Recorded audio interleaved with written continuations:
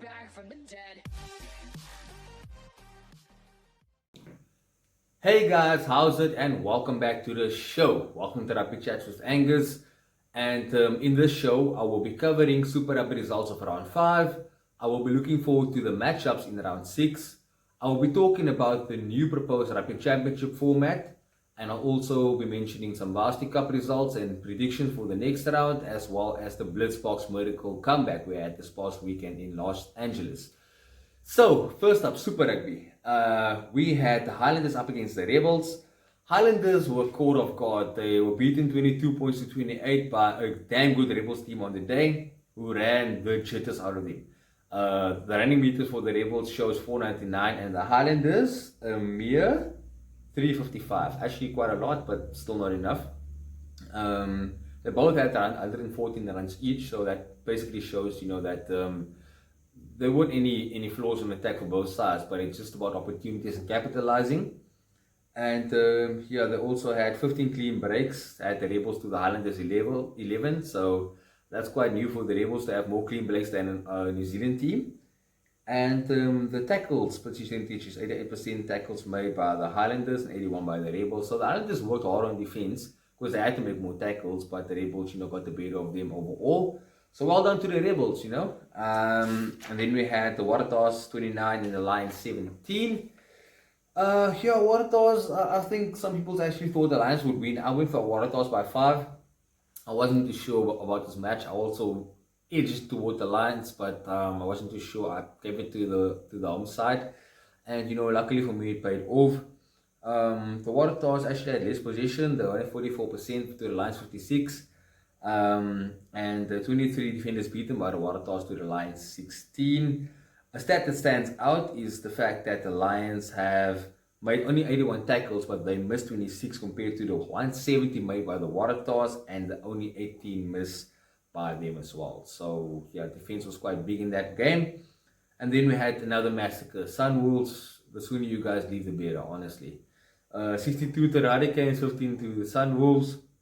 Van Beek had a hat-trick as far as I remember. Possession wise, 61% to the Hurricanes as opposed to the 39 of the Sunwolves. 35 defenders beaten by the Canes to the 11 of the Sunwolves. Clean breaks 20 to 6. And 17 offloads to a mere 1. So you can imagine how, if you didn't watch the match, you can imagine how rampant the Hurricanes were. 19 turnovers conceded. It's expected in a game of the score, it's quite loose. It's not very structured, as opposed to the 22 of the Sunwolves. And then a massive 42 missed tackles by the Sunwolves, as opposed to the 11 of the Hurricanes. So that sums it up for that match. And then we had the Sharks in Brisbane against the Reds. Sharks winning that 133 points to 23. That game actually went on to the 80th minute because Sharks had the opportunity to actually get a bonus point. The Reds wanted to get a consolation try, which they did. Basically the Reds stayed in the fight for the majority of the game actually. Because the scores were like 13, 15, 16 all, and the lead chains back and forth. But in that last 15 minutes, I think the Sharks' fitness, they actually, they came through and they managed to put the Reds away. So that score line, it's only 10 points, but it could have been much more actually, to be honest. And it probably should have been as well, because the Sharks were in a competition to score the bonus point try. Possession-wise, Sharks have 59% to the Rebels, to the Reds 41.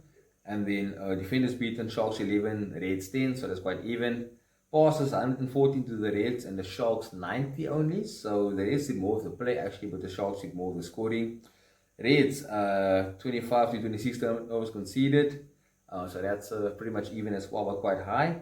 And then the Reds 66 tackles made, and and also 134 by the Sharks and only 5 missed. 9 penalties conceded by the Reds to the Sharks 16. So the Sharks were actually the ill-disciplined side, but they got away with the points, so that's good for them. And then we had Islanders. We covered that one. Sorry, back to that one. We had the Islanders and the Rebels game already. And so we had the upset of the weekend, another one of the upsets. The Stormers 14, the Blues 33. Storm was never in the game. The first loss they had to the Blues in 11 years. The last time the Blues beat the Stormers in Cape Town was in 2009. So we're talking about a very long time ago. Here, and the stats says it all: 429 meters run to the 201 of the Stormers, 16 kicks from hand to the 11 of the Stormers by the Blues. The Blues made more passes, 155 to the 108 of the Stormers. 120 runs by the Blues to the 65 of the Stormers. So it does look very bleak for the Cape Town men. Possession-wise, the Blues dominated. They had 37% possession, 33% territory at the Stormers, and the Blues had 63% possession, and 67% territory at the Blues. So they were all over the show actually.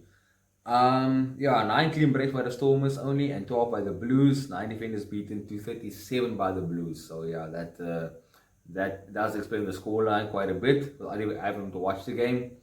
7 offloads each. 13 turnovers conceded by the Stormers to the 10 of the Blues.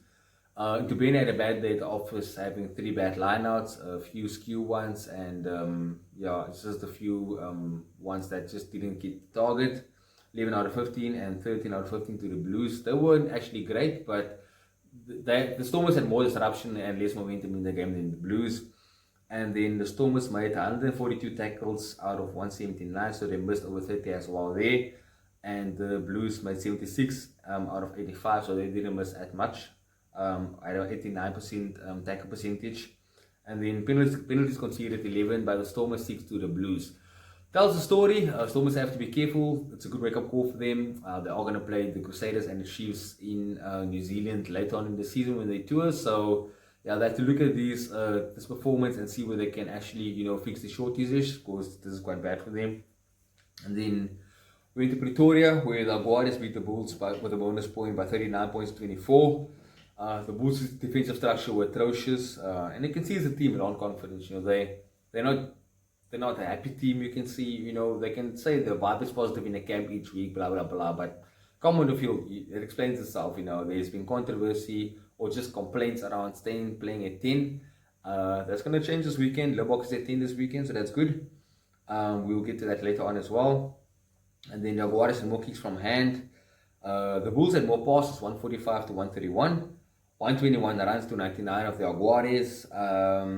And then territory position, the Bulls dominated both 52% to the 48 of the Jaguars. The Bulls had 16 clean breaks, the Jaguars only 8. And but the Jaguars had 30 defenders beaten and 23 only the Bulls. And then Bulls tackles 113 made out of 143, 79% success. 123 out of 146, 84% to the Jaguars.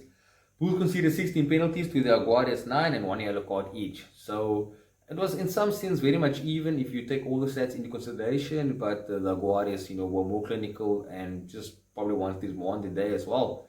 The Bulls are in big trouble at the moment.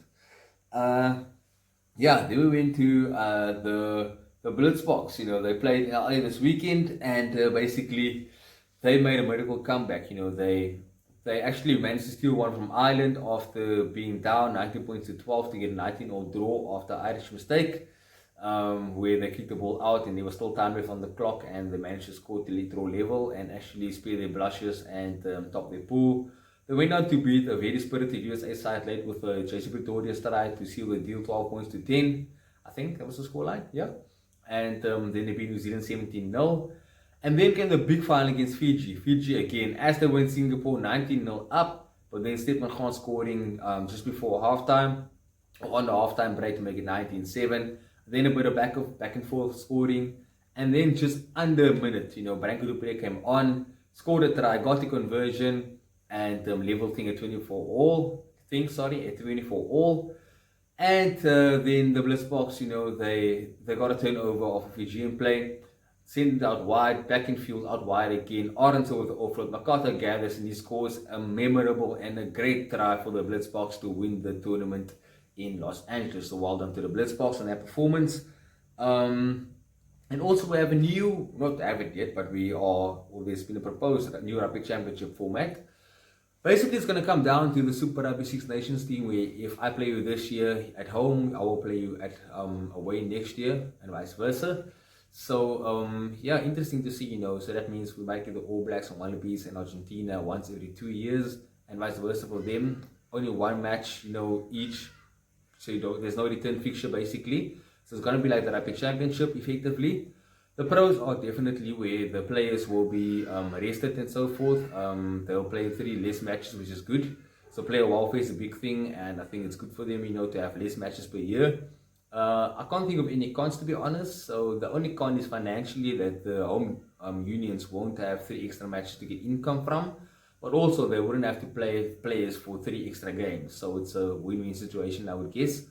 Yeah, that's basically about it for that new format. So it's going to be interesting. Honestly, I don't mind it. I'm all for it, if they want to go ahead with it, I'm happy. If they don't, I'm also not too fussed about it. So I'll give it the green light for now, so no issues there.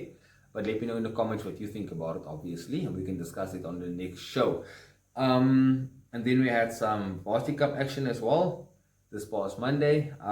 We had Shimla's going down to CUT at home by 35 points to 14. Marty's beat Tuks 13 points to 7 in an arm wrestle. Tuks looked very good actually, and I thought they were going to steal it at the end. But the Marty's defense worked out well actually. Picker beating UJ 90 points to 6, and UCT another draw for them up against Wits, this time 10-all. And the upcoming fixtures we have is Marty's up against UCT, so big Cape Town derby at the Donny Craven Stadium. I have Marty's by 18. CUT up against UWC. I have UDAS by 5. They seem to be the team that travels better than they actually play at home. And then Wits up against Tuks. I got Tuks by 17 because Wits, you never know what to expect from them, And Tuks does look decent after this performance they had. They're still unbeaten. Well, they're beaten now actually, but they're still top of the log. And then Shimla's up against UJ. Brave call from my side, but I'll say Shimla's by 3. So now we're going to go to the Super Bowl predictions for the weekend. By the way, I didn't do well this weekend, If you guys took my picks, I'm sorry. I apologize for that. But yeah, let's see what we have here. At the Sunwolves, Brumbies game moved to Friday due to the coronavirus epidemic we have at the moment. So at the Brumbies by 45. Puri gets the first start against the Brumbies. For the Brumbies against the Sunwolves, and Garth April and Rudy Page will make up the 9 and 10 for the Sunwolves. And then we have the Crusaders up against the Reds. So Scott Barrett is back for the Crusaders. A few new faces in the Crusaders side. So Etera Naki will be at number 9, and he will partner Richie Mwanga. Lester Fagalukunuku, he will play on the left wing. And then Dallas McLeod, the inside centre, will partner Jakut Yu in the midfield. And then James O'Connor is out for the Reds with an ankle injury, so Isaac Lucas comes in for at fly half for the Reds. And also there's a few new faces in the Reds as well. That means also Bryce Hegarty is back on the bench as well for the Reds. And then Scott Makaluku starts at number 9 as well, so a new 9-10 for the Reds as well. Then we have the Waratahs up against the Chiefs. I got the Chiefs by 12. They might have lost to the Brumbies a couple of weeks back, but I'll still back the Chiefs in this one. The Waratahs aren't that great. So Mitchell Short is in for Jake Gordon, and then they have the Chiefs have a dangerous back 3 in Alamanos, Wayne New and Sean Stevenson. Brad Weber and Alan Kroon will be in the 9 and 10s. And then the Hurricanes up against the Blues. Blues still coming back from South Africa, had a very good tour, but Hurricanes also with a very good win against the Sunwolves. So I'll go with the Canes only because the Blues have been struggling against New Zealand teams. But if you're going to say that, they could say that they are changing their fortunes around, and basically they've won a 2-match tour of South Africa, which is quite rare for a Blues team. So maybe they might just put the Hurricanes at home. Who knows? I wouldn't go against it, but I'll still go with that. I don't have the Rebels team sheet or the Lions team sheet as of yet, so I win the Rebels by 12. I know Chuchuko for the Lions is injured, so he won't be featuring in that match. And then the Sharks I have by 5 against the Jaguars at home. Also, those teams have not been released yet, so can't comment on that. And then lastly, we have the Bulls up against the Highlanders. I'll say the Bulls by 2. I've been backing the Bulls for the past 3 weeks, and they've disappointed me for the past 3 weeks. So hopefully they can actually prove me around this week. I have Manu Lebak at 10, partnering with Embos Papier. So people have been asking for that, and they got their wish. Bulls also have a few new faces. So the promising Miller is the former Western Province boy. He's at number 8 for the Bulls. And then Norkeer and Groenewald will be the locks. It's a new locking pairing for the Bulls. And Reno Peters is on the bench for the Bulls as well. So a bit of a new faces on the Bulls scene as well this weekend. But hey guys, thanks a lot for tuning in again. I kept it short and I kept it one show only. It's only about 15 minutes now. So thanks again for tuning in. It's much appreciated. appreciate your support, sorry. Yeah, I'm looking forward to your comments. I'll look to answer them privately or in the show. And yeah, I'll see you guys soon. I'll see you next Wednesday. You know, if you want me to see me next Wednesday, if you want to see me on Sunday, do let me know and I'll decide what I'm going to do about it. So yeah, cheers guys. Have a good week ahead. Have a good rugby weekend. And yeah, I'll see you guys soon. Adios amigos.